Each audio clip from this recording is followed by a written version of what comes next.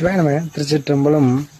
இந்த காதல் என்பதை, காமம் என்பது கட்டாயப்படுத்தி கூட்டி செல்வது இல்லை, கைபிடித்து கூட்டி சென்று காதலை கரை சேர்ப்பது காமம். அடக்கி வைப்பது காமம் அல்ல, அறிந்து கொள்வதே காமம்.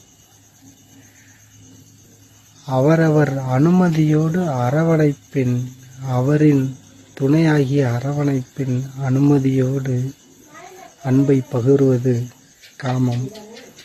அதை அனுமதியோடு அன்பை பகிர்வது காமம். அதை சிற்றின்பம் என் வாழ்க்கையில் பேரின்ப சுகத்தோடு அதை எடுத்துக்கொள்வது, உண்மையை வைத்து எடுத்துக்கொள்வது காமம். பார்க்கின்ற பக்கமெல்லாம்